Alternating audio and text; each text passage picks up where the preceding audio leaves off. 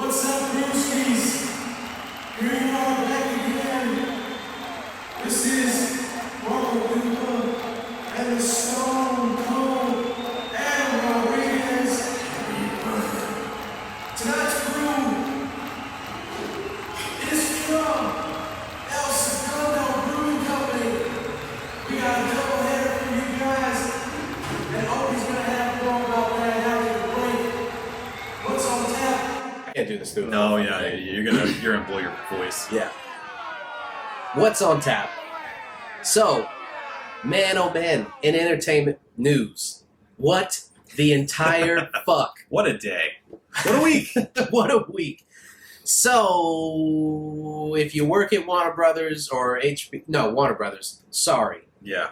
Good luck. And if you are one of these DC EU fans, sorry. Yeah. And if you were a Batgirl fan, highly anticipating Leslie Grace's Turn. as Batgirl, sorry. Because all that shit got shot the fuck down. After being made. $90 million tax write-off. Oh, yeah. Can you imagine? I can't. But not only that, HBO Max, our beloved HBO Max, something that has garnered critical acclaim I know. from this pod. We talked about it on this show. We may be losing it. This recording, well, as of this recording, it's still a thing. They're going to have a conference call or one of those quarterly meetings. Yeah. Where A financial meeting. Yeah. Tomorrow. Yeah. So we don't know. Yeah, when you're listening, obviously this news will be more solidified. But Yeah. it's rumor and speculation at this point. And what we're going to start off with is something in the music industry, or in the music business rather. Yeah. Lizzo had to change her lyrics because she used what some are saying is slur in the disabled community. And now Beyonce, who apparently didn't learn the lesson from Lizzo, Could have been so easy. also being asked to change the same lyric, or the same word, use the same word, rather. And I had opinions on it as a songwriter myself. Sure. And so we're going to talk about that. So let's get into this motherfucker. This is episode 363 of the One Beer In podcast. Which one are we doing? Blogger first.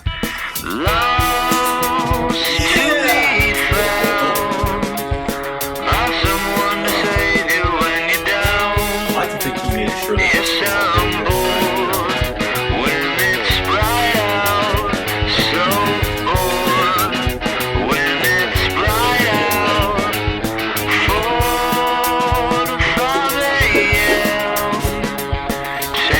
Should have had somebody toss him to us off screen. if only we had friends. If only Celine was here. She'd do it. She would. So, ladies and gentlemen, this is the One Beer In podcast, the podcast where two brews crack open a brew and see where that one brew takes us. Get that in frame there. Uh-huh. So, the Broken Skull American beers lager. have finally made their way to the South. Not the South. They've been in the South, but like Florida. to Florida, Yeah. because they've been. You've had to order them or find them in weird places. I mean, they've been popping up and stuff. We finally got ourselves an order over at the good old Red Light, Yeah. and other bars in the area. But don't go to them. Go to us. Yeah. Come to us if you want. You should have lied and called it an exclusive. That. Yeah, well, then they would find out I was a liar the next time they went to another bar. It's fine. It's worth it. I'm a liar, so it doesn't matter. It's true.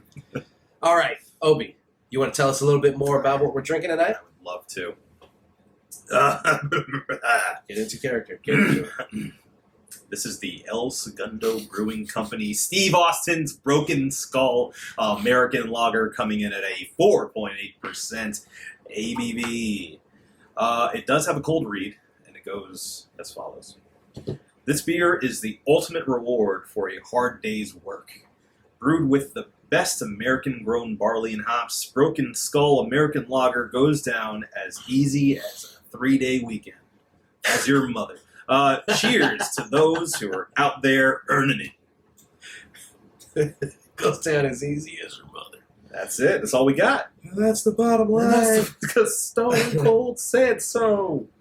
Brewed in El Segundo Brewing Company, LLC, El Segundo, California. Thank you, Steve. I haven't done yard work in years. I don't have to. Yeah, it's fine. Do they cut your grass? Is that They do. They that's do. the situation? Yeah. Okay. Yeah. And they cut it like shit.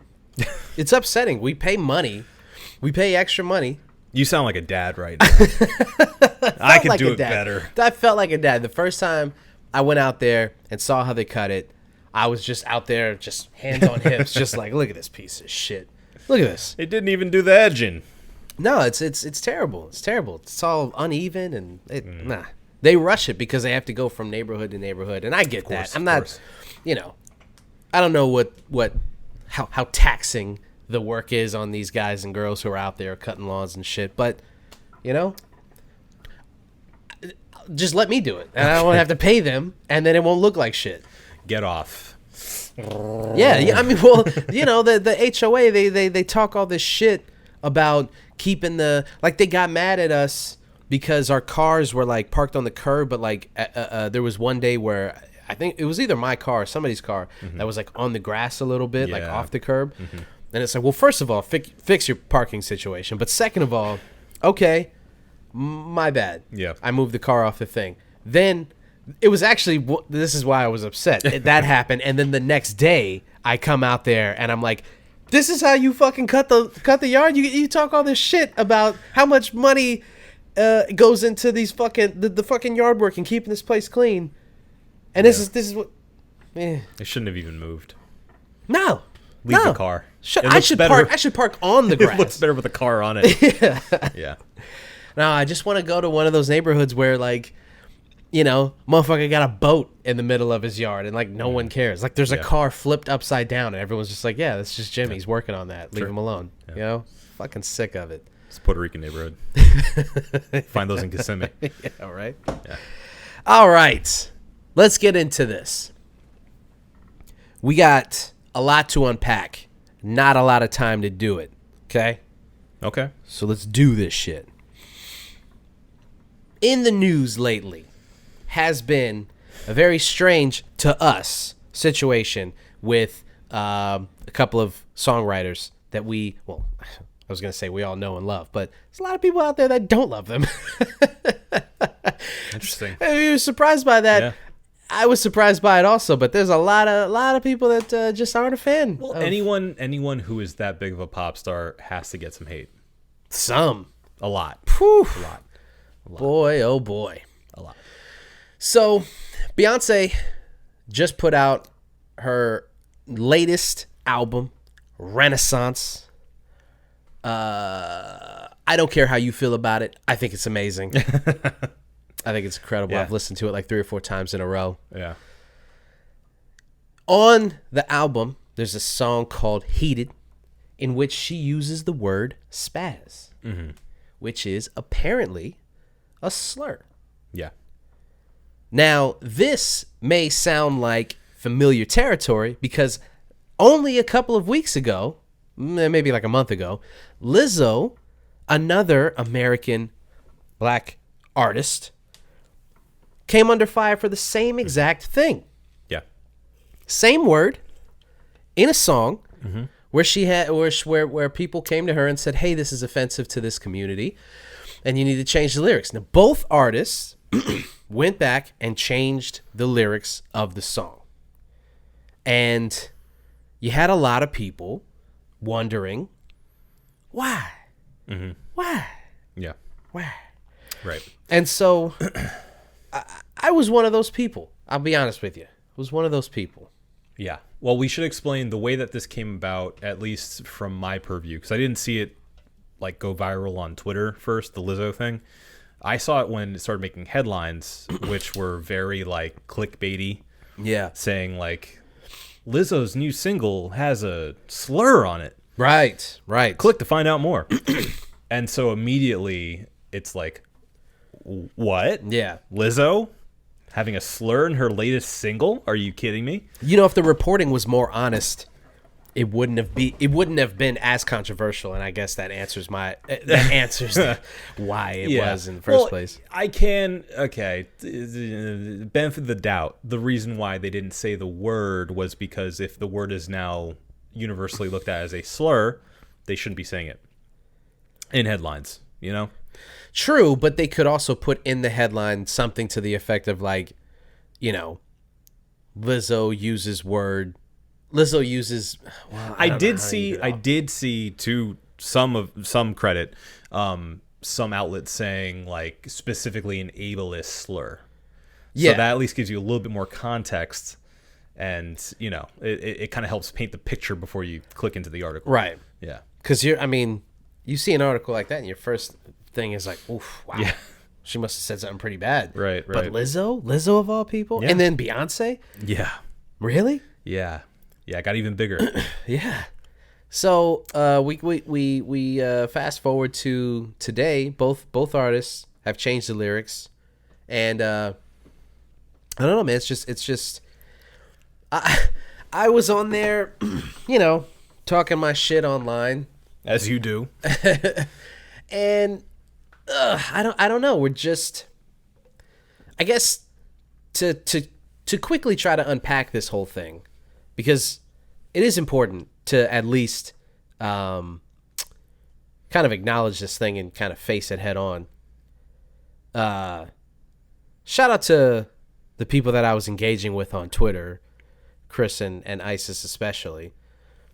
I mean, the way that she framed it, I thought made sense, in that it's a situation in which the more that oppressed and overlooked communities have opportunities to express themselves, the more that we are going to find ourselves in situations where maybe the things that we thought and the words that we used aren't okay. Yeah.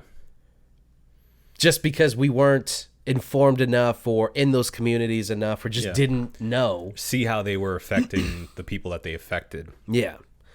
So I respect that opinion and agree with that opinion. Especially, I mean, it's that goes for any term that we all use popularly before that gets scratched out of our lexicon because you grow up, you get educated, you find yourself amongst more diverse people, and you realize like, oh, maybe that is fucked up to say that.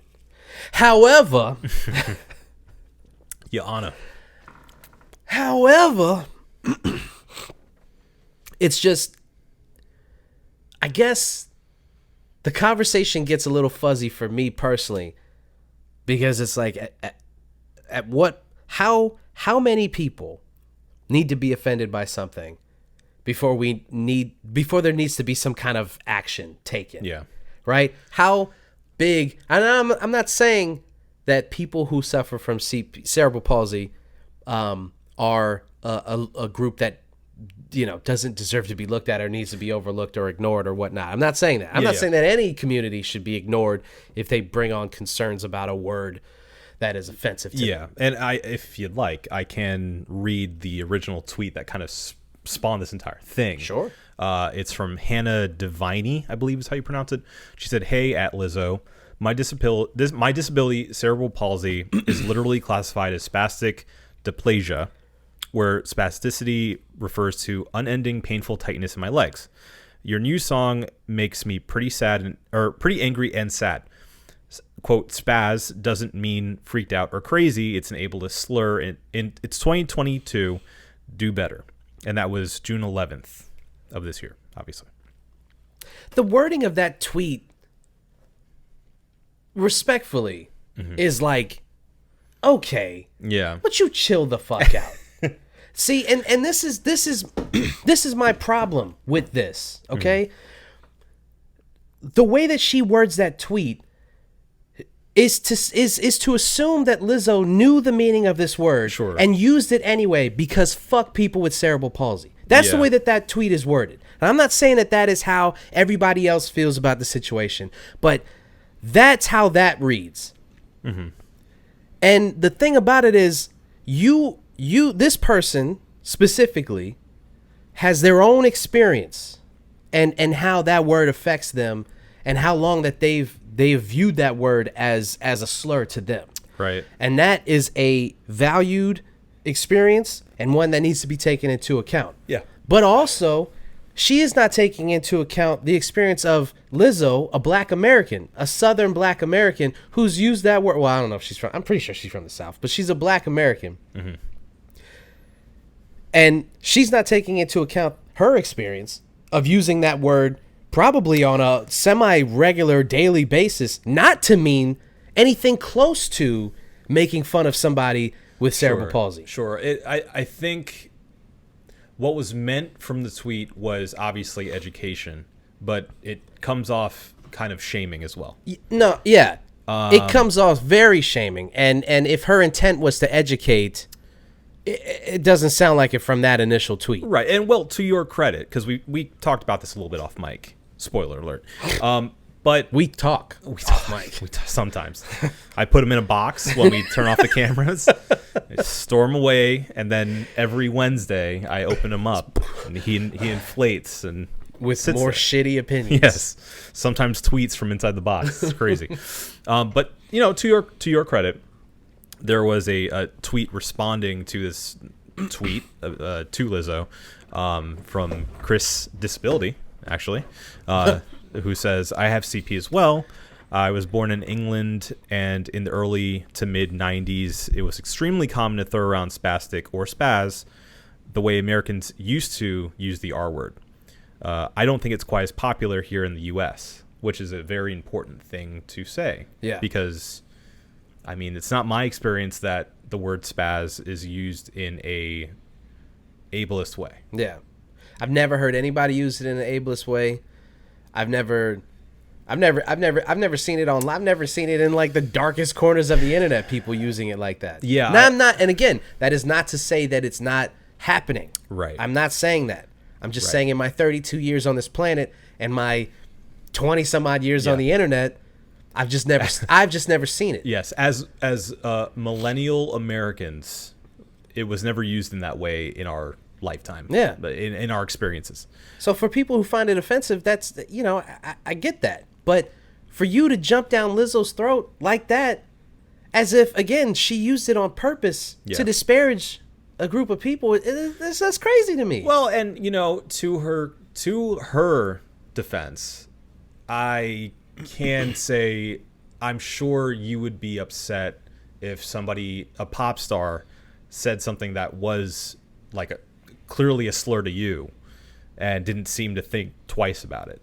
So you might be popping off on Twitter too, is all I'm trying to say in that situation. Nah, I think the context is pretty important here. I don't think it's as cut and dry as just like this person used a slur and this person didn't or didn't know. Like, I think the context is pretty important. Like the fact that this person is obviously from the UK. No, I shouldn't say obviously, but probably because of how often she's heard the word. Yeah, given that experience, it seems like she would be. Yeah, I think the context is important. yeah. To now now to Beyonce, this is a different story. Because Beyonce had all the time in the world to change that lyric and didn't. Yeah. And I think I think that's a conscious choice that she made to say like, it's not gonna happen to me. Yeah, no, or maybe she forgot. Maybe she forgot. Listen, I've written hundreds of songs, and to remember one word. You're the one Beyonce song, of rap. I hope you know that. That's what they say. Yeah. That's what they say. Yeah. I understand that, like, she ain't even write the fucking lyrics. You know what I mean? She don't even write. Right. She doesn't even write the lyrics. That's so true. But she should have had somebody. She should have had somebody. She has enough money. That's true. To hire somebody to comb through her lyrics. Yeah. And say that could be problematic. Yeah, that's true. That's true. So and especially again after all of this it's one thing if Beyonce had come out first and she courted all this controversy first, I would have the same opinion, which is that how was she supposed to know? Yeah. And my initial tweet was basically like, are American pop artists now supposed are people in general supposed to go around the globe and make sure that every word that we use, every slang term that we use is not offensive to this person and this person and this person before we use a word? Yeah. Well, I will cite ISIS as you said, who said, well, she is I'm paraphrasing here, but she did say something to the effect of, well, she's a global artist, so it's something that has to be taken into consideration. For sure. So, I see that side of it. But I see that too. I understand that. But what I'm saying is, in this situation specifically, that is such a niche slur. Mm-hmm. To the point that to us, yes. Yeah. Well, I would argue to the vast American population, people who don't have. I mean us as Americans. Okay. Yeah. Of course, she should have done that, but why would she have done that? The education on something like that is just not there right now. Well, now that is probably the problem here. Yeah. Well, I think that's exactly. I don't know anyone who is still angry at either of these artists. I think they did what they had to do in the situation, which is they said, okay, I get that now. I'm changing it. Yeah. And they did. Yeah. And I mean, I'm all for like artist intent and, keeping that sort of sacred bond between art and artists and having them represent the way that they want to. But at the same time, I respect the fact that they said, not a big deal. Yeah. We're going to change it. We obviously didn't mean to offend anyone to this degree. Mm-hmm. And it's more than offend. It's, hurt somebody in that way because it's clearly that hurtful of a word for people. It's not like, they said something a little too risque and, now we're being censored. That's not the case. Right. I'm sure disabled people get enough shit in life not to have their favorite artist use a word that they find hurtful. Right. Why not make them feel better? Of course. And let me just say that I'm not saying that either one of them should not have changed the lyric. Yeah. If somebody brings a concern like that to you and enough people tell you that is offensive and hurtful, then you definitely should take action there. But my beef here is twofold. Number one, how many people is enough? And number two, neither one of these artists deserved the ire from this community that they got. Yeah. Being ignorant to something like that is not on the same level of knowing that word is hurtful and using it anyway. Yeah, and choosing to ignore it. Yeah, so it's the hullabaloo that was caused by all of this. That's the internet, Unfortunately, that's the way things go nowadays. Yeah, it's unacceptable. I don't think it's cool, but anything that needs to be discussed ends up becoming this shouting match. Yeah, especially on Twitter, and it's just not that in and of itself is not productive, right? Because Lizzo could have very well seen that and been like, fuck off, Yeah, she didn't, fortunately. Yeah. But, it's just so hard to have an actual conversation on the internet that I think it's just not conducive to growth and learning and all these things that you need to develop, your modern language in a way. Yeah. And it's not even like the word spaz is like this incredible hill to die on. I don't think really any word is a hill to die on. No, and I think, for me, what it boiled down to is like, who cares? I'm not using spaz every day, right? It's just, again, not a hill to die on for me. Yeah. I don't see the problem. And sure, I grew up using the word in a way that I had no intention of it being ableist. Yeah, I had not even a thought in my mind about it being an ableist word. Yeah. I understand now it is. People take it that way, and it's becoming accepted as an ableist word, or was, and we just weren't aware. Yeah. So, knowing that, moving forward, I won't say spaz. Yeah, it is an easy thing to remove. It again, I guess the last thing on my mind is really just like I easily can remove that word from my vocabulary. But where does it end, Adam? It's a slippery slope. It's a slippery slope. They're taking our freedoms away. Yeah. Well, Yeah. I don't know. What to your question of how many people does it take to make it a concern? It can be as little as one. You know, like I feel like it's up to you as the artist to say, you know, I understand where you're coming from. That's not my intention, and I will continue to do this. Or to say, I get it. Thank you for informing me, and I'll move forward changed from this conversation. It's totally your prerogative. So I wonder. You have to live with the consequences, though. Is my thing, Right, You know, like yeah. sure you can be a white guy doing country music and say the N-word all you want if you really want to. Is that going to be okay? Are you going to be able to make a living? Are people going to like you and not punch you in the face in the streets? I mean, you say that, but shout out to Morgan Wallen. Yeah, I guess that's true. I wonder what would have happened if both of them were just like, I see what you're saying. Nah. Yeah. I mean, are they too big to fail? Beyonce might be. I think Beyonce might. I think be. the Bayhive. They would have. Yeah. I mean, they have her back right now. Of course. You know, Of course. and there's a lot of people who are making the point that I'm teeter-tottering on, which is that like it's something that's been in Black American slang for years, and in no way, shape, or form was it an ableist slur. No. And now this group over in the UK is telling American people what they can and can't say. It's just a crazy situation to be in. To have somebody who doesn't even live here go, the way that you're using that word is fucked up. We use it over here, fucked up. And we don't want you to do it because the way that we know that word is really shitty. Yeah. And we're over here going, all right, but we've never used it that way. We have a completely, it's like two different words meaning two different things, but my meaning of the word superseding your meaning of the word because I'm hurt by the meaning of it. Sure. Well, you know, to be fair, our original tweeter here, Hannah, never said explicitly you can't say that word. She said it hurts me. So, you know. I think it... well, no, I'm just saying... like, what difference is that?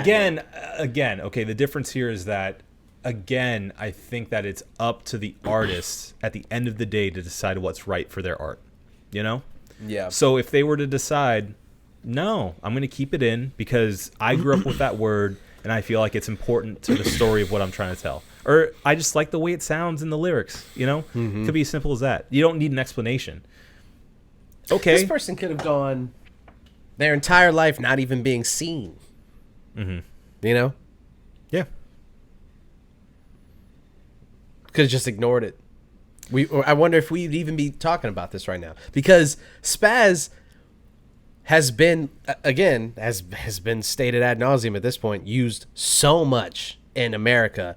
NERD has a song called Spaz. And the whole thing is spaz if you want to, spaz if you want to. Like Right. Yeah.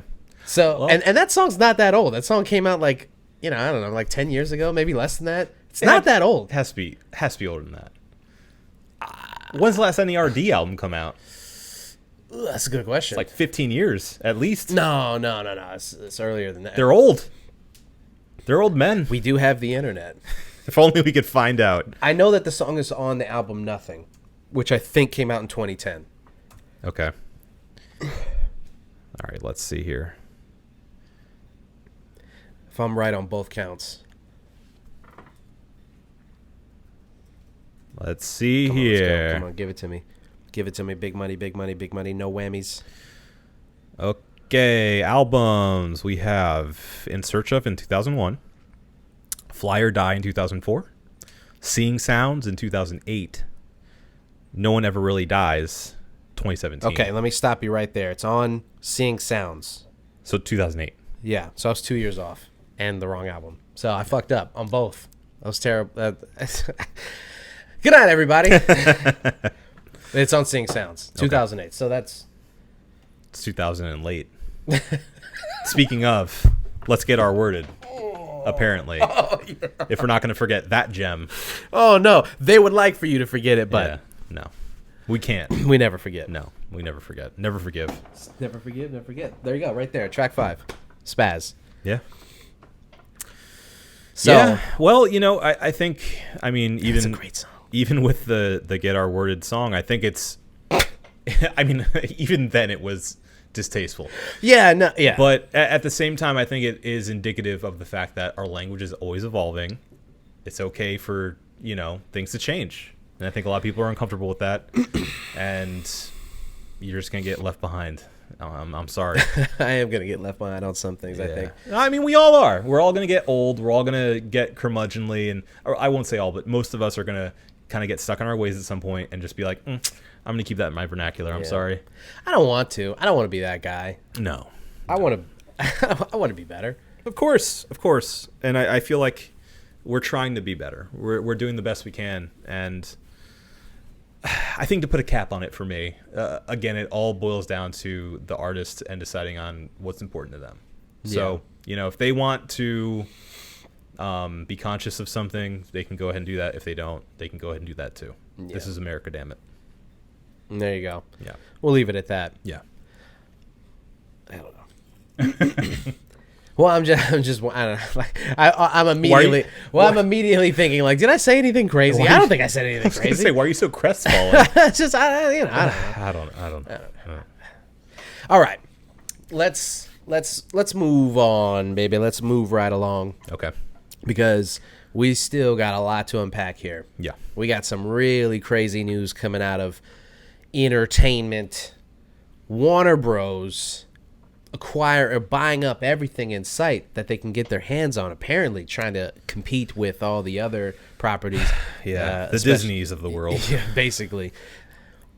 It was funny. I saw this tweet that was like, no way people are advocating for monopolies right now. Because they were quote tweeting somebody saying that Disney just needs to buy DC so that we can get the DC movies that we deserve. And it's like, do you really think that's you guys? That's the answer. You guys are the main ones. The DC fans are the main ones shitting on Disney for the Disneyfication of Marvel. And you want DC to get bought up? But what do you think is going to happen? What do you think is going to happen? How many R-rated movies do you think are going to be churned out? Not enough. We knew about the Discovery Plus thing for a little while. Discovery Plus is Warner Brothers is buying Discovery Plus, the app, and merging it. Mm-hmm. The initial thought was that Discovery Plus was going to get folded into HBO Max or even Disney Plus in the way that Disney Plus had ESPN, Hulu. Yeah, exactly. Mm-hmm.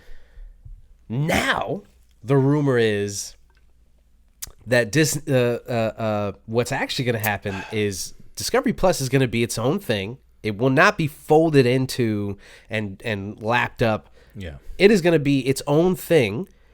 HBO Max is the thing that's going to get folded in. They hit the Uno reverse card. And HBO is just going to go back to being a regular premium channel. Yeah. And all of the original content that was being produced for HBO Max, yeah, is going to either go back to HBO proper or just get done away with. Yeah. As we've seen, regardless of where it is along the production line. Right. So Batgirl, a movie being produced by Warner Brothers, which was going to go on HBO Max exclusively. Yeah. $90 million already spent. So crazy. They decided, we don't need this film no more, and canceled the project. Yeah. And that's not the only project that got canceled. There was a couple of there was a Scooby-Doo movie that got canceled. It was an animated movie.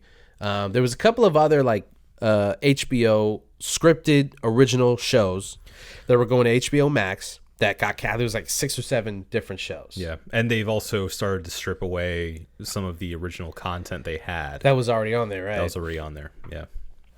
So that is fucking crazy.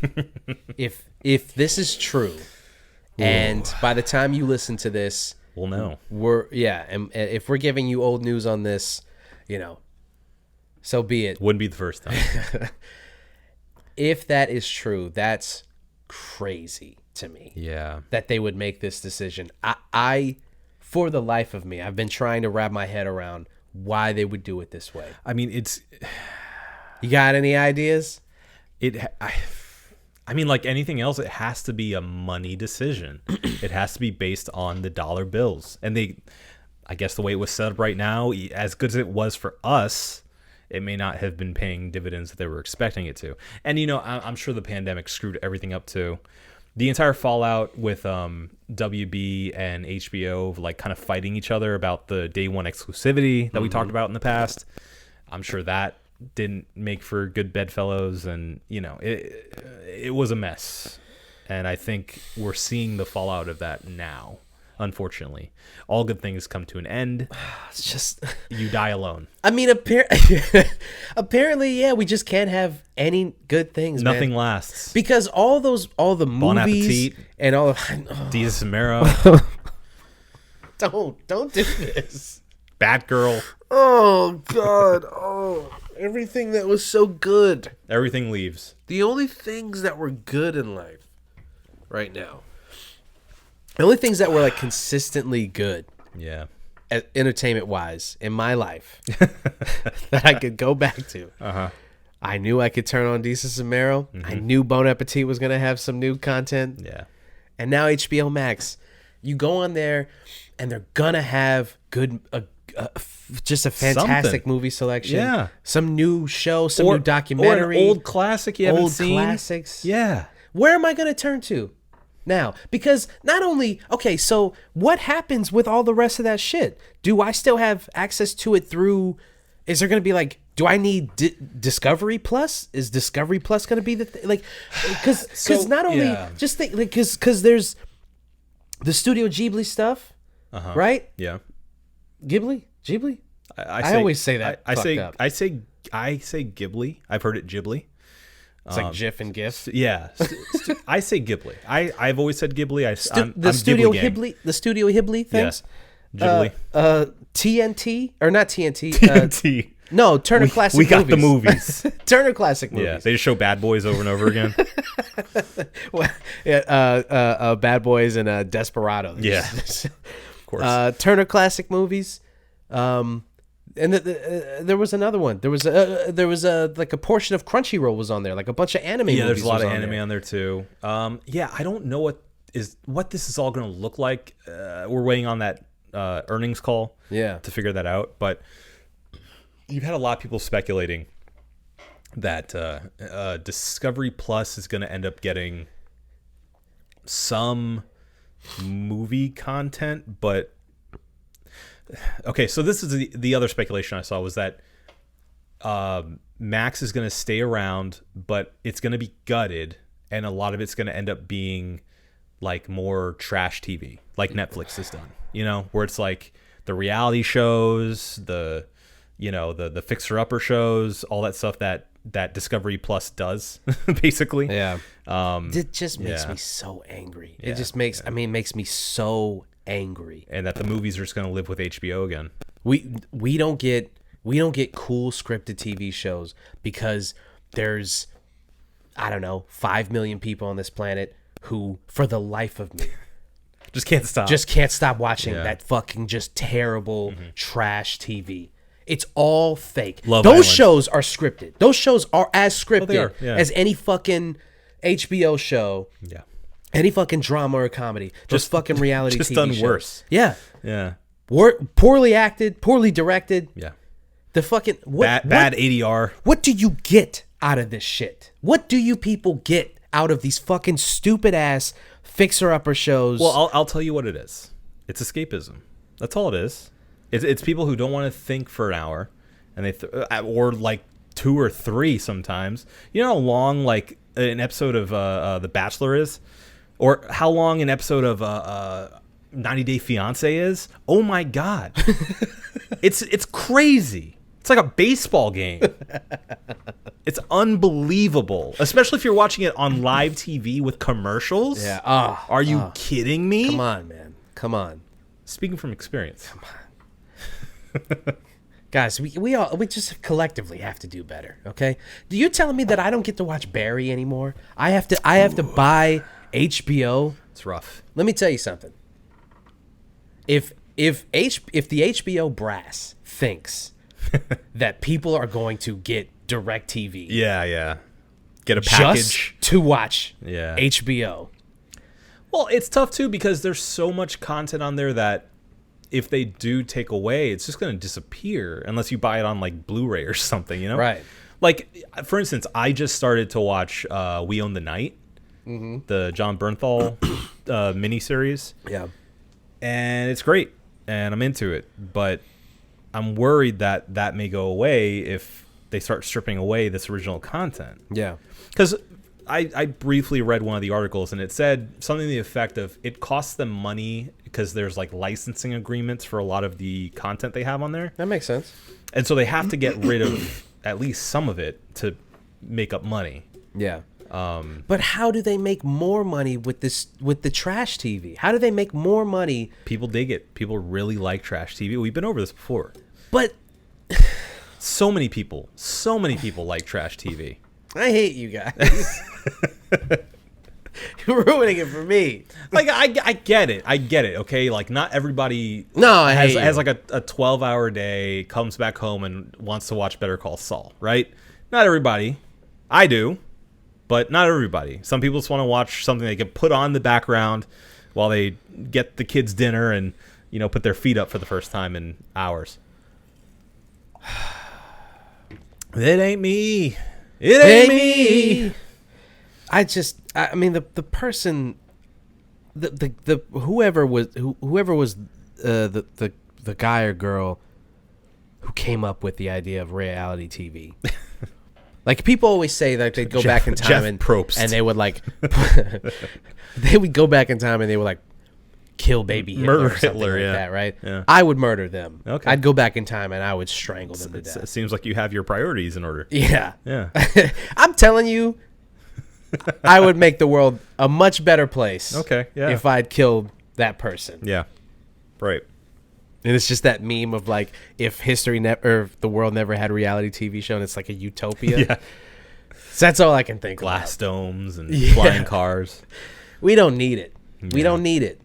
We just don't need it anymore. Yeah. And not only that, like put my petty arguments aside. Okay. What does this mean for the industry of all of these writers, directors, actors, producers who worked on these scripted TV shows and movies and things like that? Like, first of all of their work just gets flushed down the drain, right? Sure. Well, I mean, like, look at the Batgirl situation. Right. Like the entire. Imagine how many people it takes to make a movie, Right. regardless of if the movie was good or not. Right. It took a lot of work. Yeah. A lot of time, a lot of money, a lot of people. A lot of people, yeah. And for it to now suddenly just be dead. Like, Yeah. it's gone now. Like, all your work, it's like somebody taking it and just crumbling it in your face and going, no one will ever see this. Right. And throwing it in the trash. And what does that mean to those, like, the next time one of those people makes that or tries to make a thing, like, I saw somebody talking about it. Somebody commented on a video and somebody responded to that video. The comment was like, well, now, HBO or Warner Brothers just cut their loss on a product that they knew wasn't good or that they didn't want to take the chance on. Sounds like a good business decision to me. And then the person who responded to the video was like, that's not good business. Mm-hmm. Not only is it's insulting to all the people that worked on the project, it's insulting to the audience to say they know better than us. Like, let us see the thing and decide if it's good or not. And it's not a business. It's not a savvy business decision. Like, that's an idiotic thought. Yeah. Because do you think a little bit of money is better than no money? Right. Because what they're getting right now by canceling it is $0. Right. Other than the tax, whatever, write-offs. And that must be worth a whole lot more than we realize. I guess so. But what I'm saying is they could have made a lot more money, I would think, if this thing actually came out. Yeah. I mean, I don't know. Or maybe they're not. Yeah. Maybe they're not making any money when they put these fucking things on HBO Max. Maybe that's the problem. Maybe that's been the problem from day one, and they've just been trying to figure out how to turn a profit. Because, Could you know, be. everybody always talks about how Netflix is operating at a loss all the time. Sure. And Netflix is like hemorrhaging subscribers. But that's Yeah. mostly due to their own business decisions. But we've addressed that. Yeah.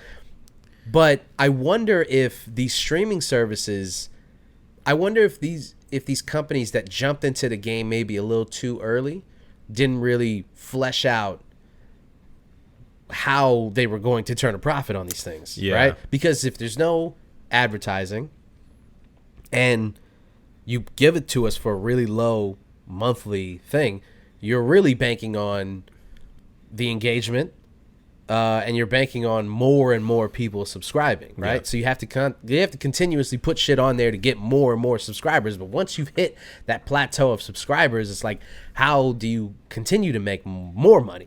Yeah. And I think they're only concerned with making more money than to actually giving a fuck what we want out of these things. Yeah. It's really, Yeah. it's I just mean, like, that's very clearly what it is. Yeah. They just want to figure out ways to make more money. so if they bring in Discovery Plus and they advertise it to all the fucking people that watch Discovery all the time, who are you people?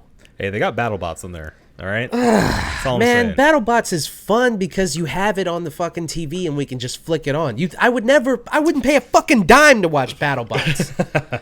It's insane. It's fair. Yeah. Insane. Yeah. So They got me with the Food Network. I'll tell you that much.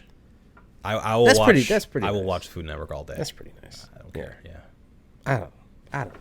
People are different, you know? When I bring up YouTube Premium, some people look at me like I got three heads. Like, why would you ever pay for YouTube? And I get that people, It's because they haven't seen how much better premium is. dude, They don't get it. you guys don't get what life is when you're not watching ads on YouTube. Yeah.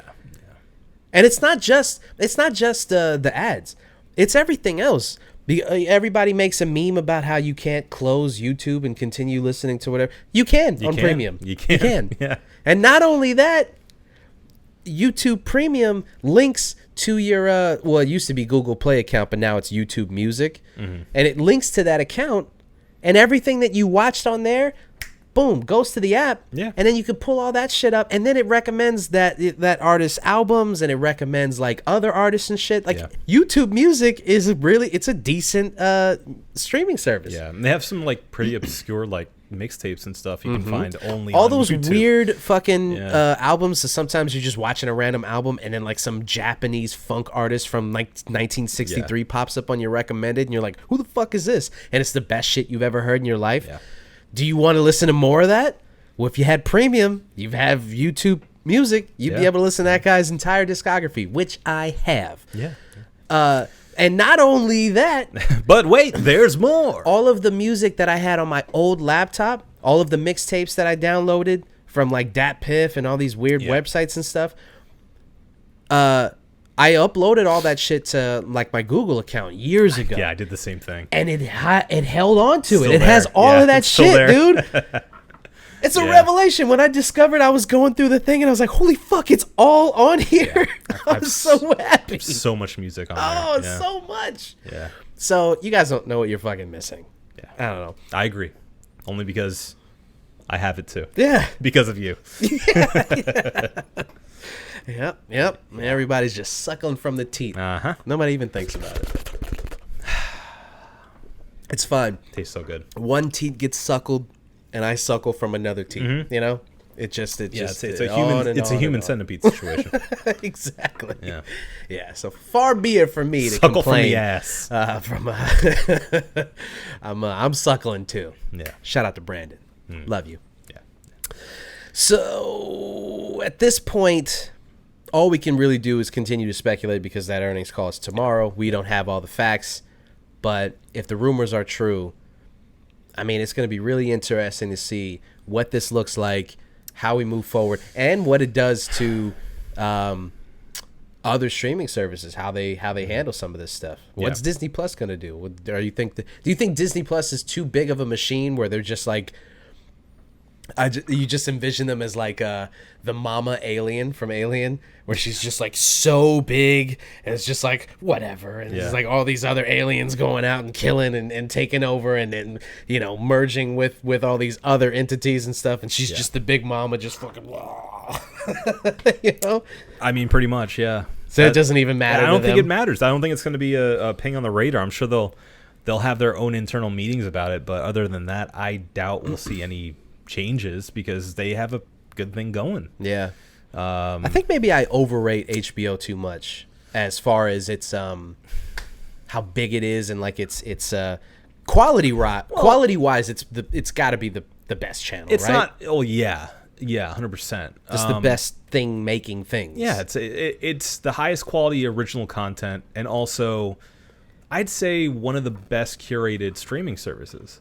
Yeah. Like they have such a variety of stuff that it's hard to beat. If I had to sit here today and pick one streaming service, not knowing what's going on behind the scenes right now, mind you, it'd be HBO Max. Yeah, easy. certainly. Easy. But yeah, no, I don't think this affects Disney Plus at all.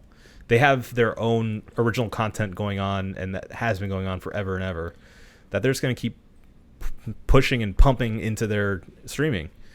Yeah. I mean, Star Wars alone, I'm getting sick of it. I'm sorry. There's just too much. Like, It's a lot of Star Wars content. Andor looks cool, but I'm kind of getting sick of it. This is too much stuff. Marvel stuff too. Like, I'm kind of over it. I don't know.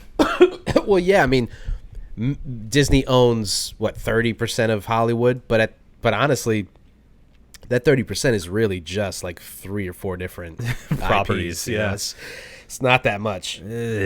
So they're really stretching these things to the limit. They are churning. Yeah. They're wringing it out. Yeah. Yeah. That's what I thought when you go on Disney Plus and you look at their content. It's really funny because it's like you just watch Guardians. Maybe you'll want to watch Guardians 2 and maybe Guardians 3 or maybe even Ragnarok. And then the next thing is like you watch Kenobi. So maybe you'll want to watch Mando. And then you go down to the next thing and it's like, we saw that you like Star Wars, so you might like Mando. And then the next thing is like, we saw that you watched an episode of Mando. Maybe you want to watch episode 1 so you get some like context as to where and so on. Yeah. But it's really just them going, just shuffling the deck, reshuffling the deck in front of you. Do you like Boba Fett? Here's a show about Boba Fett. You like Boba Fett? Here's a movie about his dad, sort of. Do you like that? Here's Mando. So it's kind of the same thing, right? Yeah. And they're just keeping you. And then way down the list is like, oh, also we have The Simpsons. Yeah. Yeah, basically. I don't know. Yeah. Did we have anything else? I think we kind of. No, I think we lapped those two things into we have a svelte, streamlined boy going on here. That's right. I like it. Well, then let's keep her going. Okay. Do you want to get into the IPA or just maybe hold on to that later? I do want it. I'm not gonna lie. I want it. I do want it. I do want it. We can hold off if you want to, give it its own shine, but I'm more than willing to get into it because I'm all out of this guy.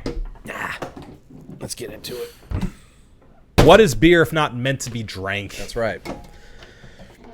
Said the philosopher Obesius. Lord Obesius. Lord Obesius. Thank you. I like the cut of your jib. Come back to that later. Sorry. All right, well, we got a little bit of time on this, baby, so... Shall I intro? Please. We have another El Segundo Brewing Company. Steve Austin's Broken Skull IPA at a 6.7% ABV, yet another pint can. It does have a cold read just like the other. It goes as follows. Broken Skull India Pale Ale, a badass 6.7% ABV, 6.7% IPA, designed by Steve Austin and El Segundo Brewing Company for the working man and woman. It features Citra, Cascade, and Chinook hops to deliver big flavor with an easy finish. Now stop reading and start enjoying this awesome beer. Cheers! I feel like that was to me. That was. I love the idea that both of the beers that he made, like they're, he's just like, these are for the working man, woman. Yeah. For the working man. All right. Okay. You're here. All right, Steve. It's a blue collar beer, if you will. Blue collar beers for the working man. For the working man or woman. Yeah, yeah. Sure. Stone Cold Steve Austin is a working man. What's he up to nowadays? Running that Broken Skull Ranch.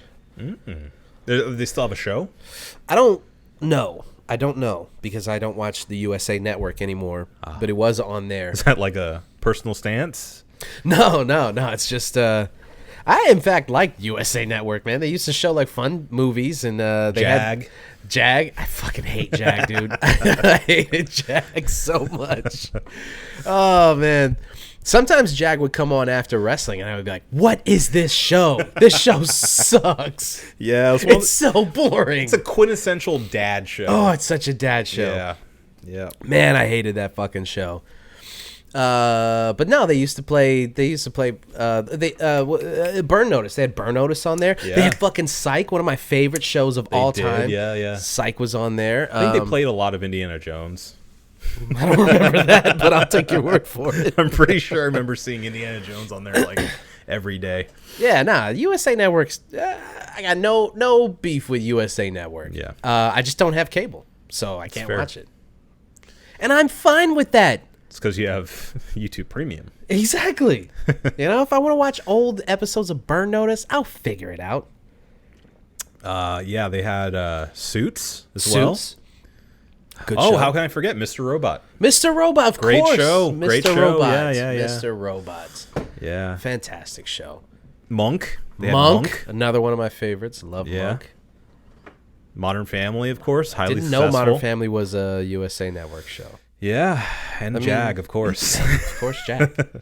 After all those classics, and also Jag. Yeah. So yeah, I mean it's a good channel. I mean they Not turned bad. out some like nice midday TV shows. Yeah, they showed Law and Order. Yeah. Miami Vice. That was the other thing. They played the shit out of Law and Order Yeah. too. Before it bounced around all these other networks, they'd play it on NBC, and then USA Network just. I think USA Network was the first TV channel to be like a black hole, an SVU black hole, where you would just watch and you'd fucking shake Back your to head back. and go, "Oh my god, it's 8 p.m." Yeah. I've been watching Murder all day. This is all I've been doing. You know, something I've noticed just from looking at this Google results for USA Network is that a lot of the shows they have are just like kind of TV versions of movies. They have they have a Chucky TV show, or at least had. I don't know if it's still around. Apparently, it's pretty good. Yeah, I don't know. possibly. There's no way in hell I would sit down and watch a Chucky TV show. They had a Purge show. They had a. Why? I don't know. Briar Patch from what's it called? What the fuck that is? The Matt Damon movies. It's called Briar. Oh, the Ultimatum movies. Isn't that like the secret society or whatever behind all of that stuff? I guess. I'm gonna have to look it up. Yeah. I'm going down a rabbit hole right now. I get it, man. I get it. Do you want to? While we're doing that, do your cheers?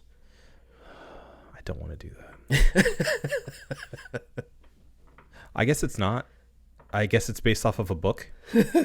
What is it, like a rom-com? No, it's a book called Briar Patch. No, I got that. And yeah. I think it is like an espionage thing. I'm not sure though. Who's in it? Rosario Dawson. Yeah, apparently that's the only name I recognize. Yeah, so that was the thing. I don't know.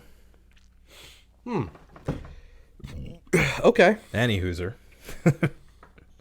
Yeah. This one guy gave it a 4 out of 5 stars, so he likes it. Well, as long as he does. Yeah. Man, it starts off with, man, This show is something else. Read it. All right, I have to pull up the full one. Man, this is from Lineage 2 years ago. Okay. Man, this show is something else. It's very confusing, yet surprisingly compelling from a first-time watching perspective, which was certainly the case for me, and would probably be even more compelling from the established perspective of watching it a second time. That was all one sentence. What a weird way to frame that.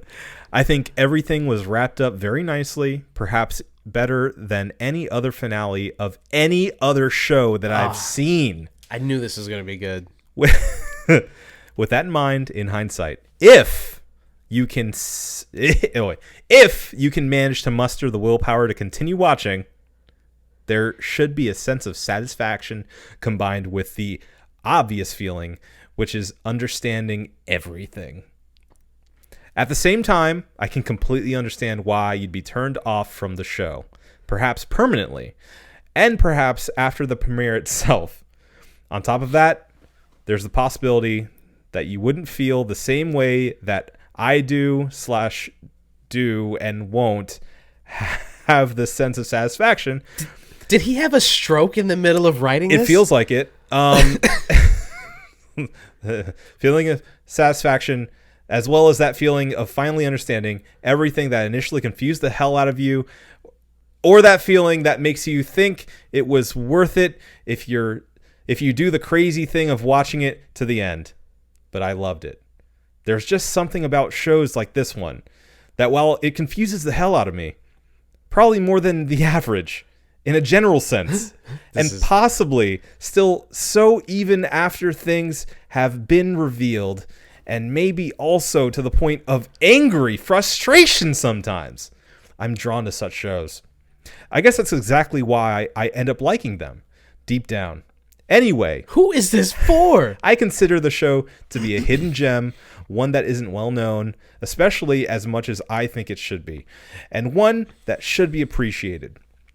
I expect a lot of you would disagree with that and may even hate the show. And that's fine. I mean, that was better than anything I could have imagined. I'm so happy. Yeah, that was pretty good. I mean, he was writing about two different shows. Well, and he said the same thing about 3 times, yeah. But, it's good to get his perspective. I genuinely appreciated Lineage. Yeah. 28 people found it helpful. So that's surprising. Make that an even 30. Okay. Now, can we get into our cheers of the week? I think we can. All right. Start us off. My cheers of the week goes to... I'm summoning it from somewhere. The PS5. There it is. Now, I say that as a lucky PS5 owner for a long time. You, of course, know that. Yeah. Viewer at home. Good for you. Yeah. After I've been fortunate enough to have my hands on the PS5 for a while now. So happy for you. Thank you. I've been able to do the thing that you do with your console after you get it, which is... Fuck it. Yeah. Fits in the disk drive. It's big enough. The disk drive. The disk drive.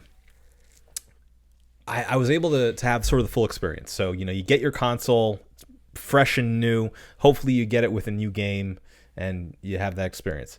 Fine. Beautiful. I'm at the place now where I have it. I've got another controller. I was able to expand the memory. I don't have the extra super premium PlayStation Plus. I don't think I'm going to get it. I don't know how you feel about that. I think you should. Those games look good. I know, but it's just more money. If I had more money. I mean, I might be canceling my HBO Max subscription, so I might be saving a little bit of money there. That's true. That's fair. Yeah, I mean, I don't think I would ever do the Max experience one where you have demos and stuff. I don't care about that. I don't care about that. But I may do the medium tier. That mid tier looks pretty good. Yeah, because you get a lot more for the mid tier. Yeah. So they may get me with that. Yeah. Anyway, I say all that to say this. I've kind of worn it in a little bit. I opened her up, I put in that memory card, and I feel like we got an intimate connection beyond there. Yeah, you do. And feeling like I have enough space to fill it with all the games I could ever want at this point, and not have to worry about it. It's just so nice, and I'm just waiting for more. But I'm happy with. I'll use this as like my mid-year review for the PS5, which is to say I'm very happy with it. I just want more to play on it. That's like exclusive, So, yeah, give me some more. Give me some more. Yeah. But that being said, love it. Love it. I have fewer and fewer reasons to play my PS4. It's literally my PSVR machine. And when PSVR 2 comes out, and I'm hopefully able to get my hands on it, so long, suckers. I want to just sell it. Yeah, maybe. I don't know what else you would really do with it. You have PT on it. I do have PT on it. Now that you've said that, I was going to say that's a great idea. I will consider that, but now that you reminded me, I don't know if I want to. I mean, it's an artifact at this point. It is, yeah. Should be in a museum. Yeah. I don't know. We'll see. We'll see what happens. But all I'm saying is I'm getting more and more comfortable with PS5 being my primary gaming device.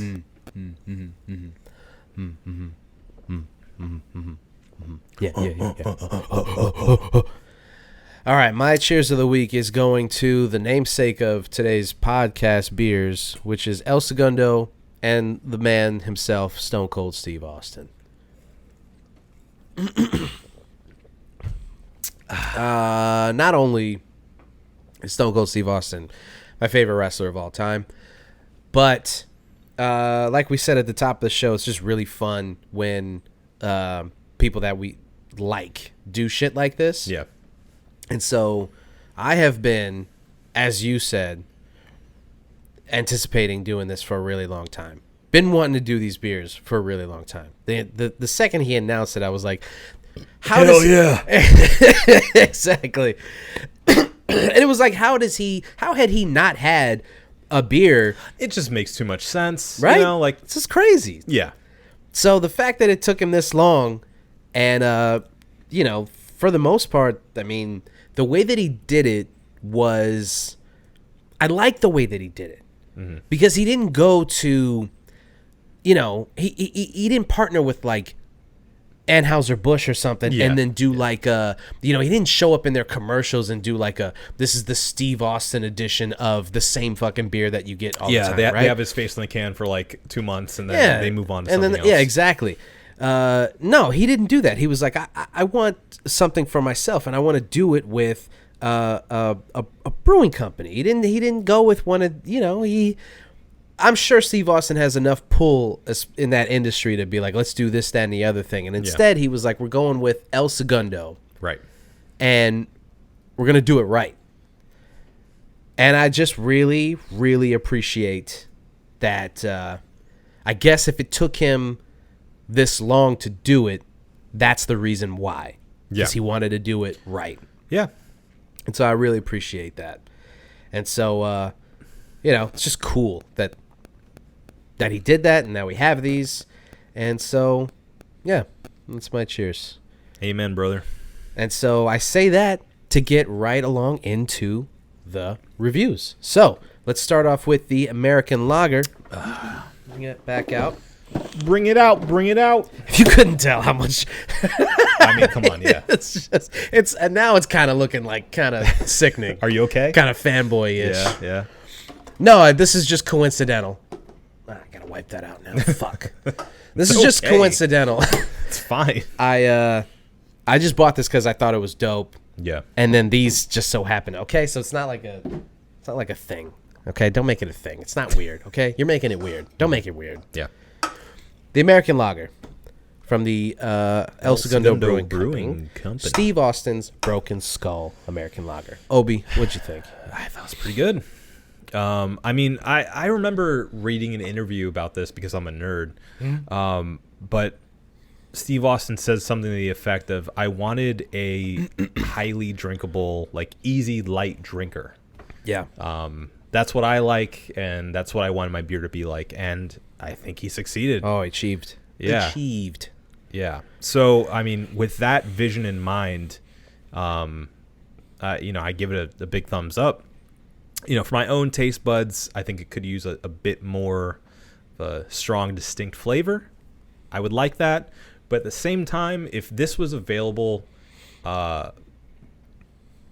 wider in our area, and I wanted an easy drinker for like poolside, or it's hot here almost all year long. Mm-hmm. So if we're doing anything outside, and I don't want to feel super heavy and like weighed down by my beer, it's a good option. It's a very good option. So I'm going to give it a 4.5. Very easy drinking. I would come back to it again if I can find it again. I think it's a very good time and place beer for me. Yeah. I get that. 4.5. I'm going to give it a 5. For the reasons that you stated. The only reason I don't go higher is because I'd say it is maybe a little too, like, say, run of the mill as far as like it's not as he doesn't really do much with it. It's not as interesting. It's not as like I would also I want it to be closer to like 5.5. Instead of 4.8, I'd rather closer to like 5.5, maybe 6. Sure. But then again, he wanted it to be a light, easy drinking beer. It's pretty crushable as it stands. Dude, it is. The reason that I'm giving it a 5 is because like it's exactly what he set out to make. Yeah. I think it's a perfect drinkable lager. But I would be remiss if I gave it a 6. Mm-hmm. Knowing that there's so many like companies out there that are really doing interesting stuff with lagers and stuff like that. So I couldn't put it up there with the upper echelon of but I think it's fantastic, and I think it's exactly what he set out to make. So I got to give it a 5. All right. And the IPA, same namesake, Broken Skull. Yeah. Just the IPA. Mm-hmm. Should I start? You want to go ahead? Yeah, go ahead. Switch it up. I'll give it a one more sample. I mean, it's really good. I'm gonna give it 4.5. It's a good IPA. I mean, it's I kind of want it. No. I'll keep it at a 4.5. Keep it at a 4.5. It's nice, light, hoppy, bitter. I guess this is making me wonder what an IPA could do for me to give it a 6. What could an IPA do for me to give it a perfect score? I think you'll know it when you feel it. That's kind of how I base these reviews. Is like it's mostly gut. Well, it's going there. Yeah, it sure is. You got to feel the planets align for everything we consider about these beers, and when they all do in a really special way, it's a 6. Yeah. Yeah. There have been many 5.5s, not as many 6s. Yeah. No, I mean, when's the last time we're not going to do that. So yeah, I'm going to give it a 4.5. I think it's a very solid IPA. Something that I definitely can see myself going back to when I'm in the mood for an IPA. Mm-hmm. Not something too juicy, not something too hazy, not something like extreme in any one direction. Just a nice, light, easy drinking IPA. By the way, our last 6 was a unanimous 6. It was on episode 323. Oh, wow. For the Sideward Brewing Dome Cold IPA. Oh, wow. We gave that good for them. Yeah. Yeah. I say good for them. We gave them the score. Wow, they got that? Crazy. Congratulations, guys. Oh my God. Huh. You'd think they'd talk about it more. You would think so. Come on, guys. Come on. We gave it a 6 out of 6. It's the highest rating we have. Yeah. Okay, anyway. That being said, I'm going to give the Broken Skull IPA also a 4.5. I think these are both really solid examples of what they're trying to be, Mm-hmm. I will say the only thing is and again, I feel like this goes along with Stone Cold's vision for this, which I hope I'm not just making up in my mind. I think I read that somewhere. It's very drinkable. It's very drinkable. It's very light and kind of surprisingly for an IPA. It almost to me pings of like almost a session IPA with how light the flavor is, at least on my palate. Not an inherently bad thing, but something that I have to ding it for just for my own taste buds. So I'm going to give it a 4.5 as well. But it's really good. And I think that, Steve, Mr. Austin, you should be proud. You should be proud of what you're doing here. Yeah. And I would be happy to continue enjoying your beverages. And if you decide to do anything else, send it our way. Yeah, I mean, that being said, I'd be interested in seeing what else Broken Skull has, too. Or El Segundo? El Segundo, not Broken Skull. Yeah. Yeah. Yes. Yeah. I would definitely like to venture into what they're doing. Yeah. See what that's like. Okay. So those are the scores. 4.5. 4.5. Mm-hmm. 5. 4.5. Mm-hmm. Think we got it? I know we got it. Well, then let's get the fuck out of here. This has been the One Beer In podcast for myself, Marco Dupa, for Adam Obesius Rodriguez. Oh, hell yeah. Thank you guys for listening. Drink delicious beer and have a beautiful evening. And that's the bottom line. 'Cause Stone Cold, we love you.